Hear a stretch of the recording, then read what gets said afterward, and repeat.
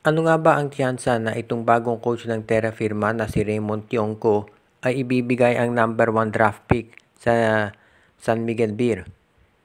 Itong si Tionco, siyang pumalit siyempre dito kay Jana Del Cardel na inalis na bilang head coach after 6 seasons.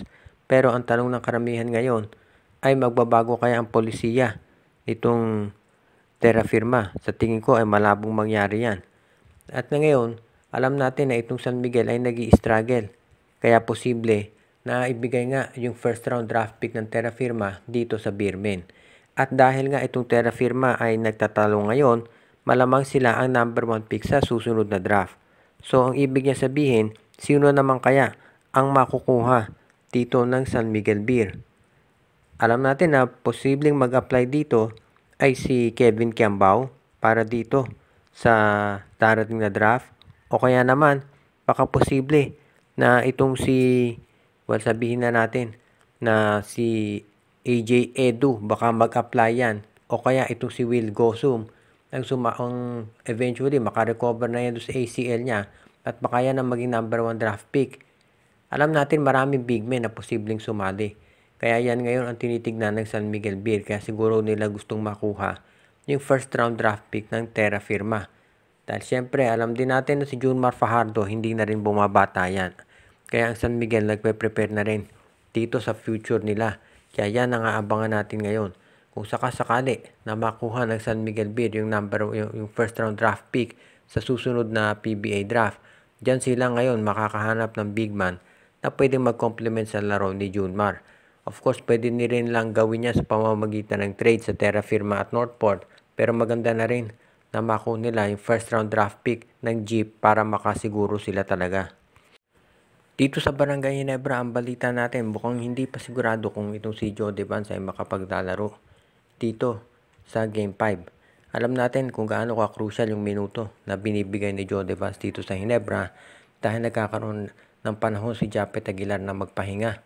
Pero mukhang na-injury to dito sa Game 4 kaya medyo limitado yung minuto niyang nilaro. So hindi pa sigurado kung makapaglalaro siya dito sa Game 5. Alam natin kung gaano ka-crucial ito, so kinakailangan itong bantayan ng mabuti ng Barangay Ginebra.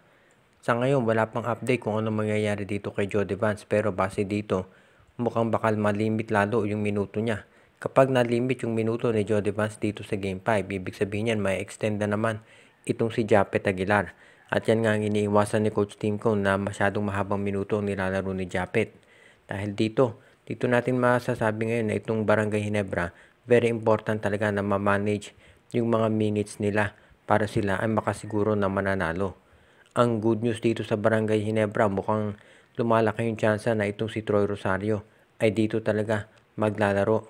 Ayon dito sa mga insiders, mukhang si Troy Rosario ay pipirma sa Barangay Ginebra, at kapag yan nangyari, talagang super lakas na yung lineup nila, lalo na kung magtatandem sila ni Jamie Malonzo dito sa power forward position at si Jeremiah Gray babalik pa. Kaya masasabi natin na good news talaga kung si Troy Rosario ay pipirma na dito sa Barangay Ginebra. Kaya yan ang aabangan natin ngayon. As it is, itong Barangay Ginebra ay nasa kanila na ang momentum dito sa Game 5. At alam din niya ni Coach Joe Reyes. Kaya ito ngayon ang aabangan natin kung ano ang gagawin ni TNT Coach Reyes para naman mabago yung sitwasyon. Pero sa panig ng Ginebra, nakafocus sila na masiguro na itong si Joe Devance ay makapaglalaro dito sa Game 5 dahil sobrang importante nito. Kinumpirma ng NLEX Road Warriors na ang magiging import nila para dito sa darating na Commissioner's Cup ay ang NBA veteran na si Ed Davis. Itong si Ed Davis ay dating first round overall pick yan nitong Toronto Raptors at 10 years naglaro dito sa NBA. Kaya masasabi natin talaga na ito hindi kalibreng import. Siyempre, kung hindi ka naman makukuha sa NBA, lalo na sa first round, kung hindi ka naman mahusay.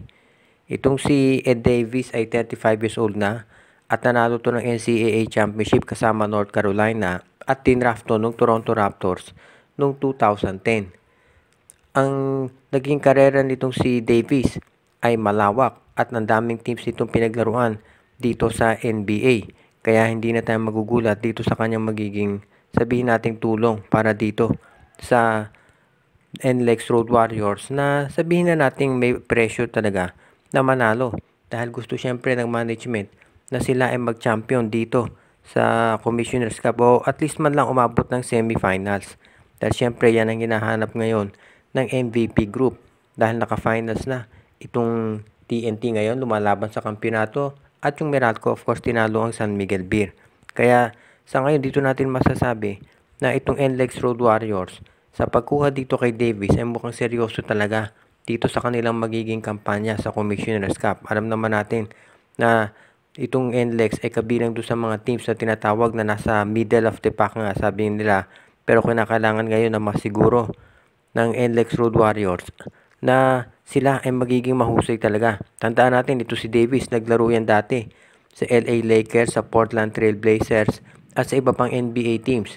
Ang magiging question na lang dyan ay yung edad nito kasi na 35 years old, kung tatagal pa siya dito sa PBA.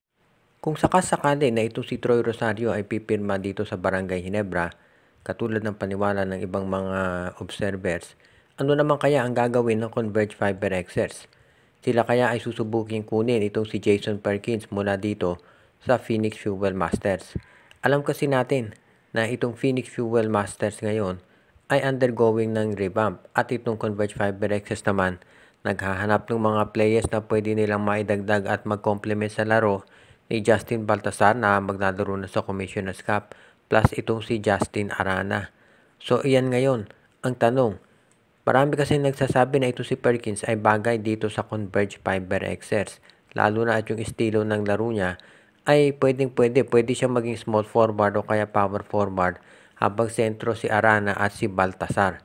So ito ngayon ang aabangan natin kung matutuloy. Kung sakasakali na malipat nga itong si Perkins dito sa Converge Fiber Xers, sino naman kaya ang pwedeng i-offer ng Fiber Xers? Well, ang advantage ng Converge, ang dami nilang big men.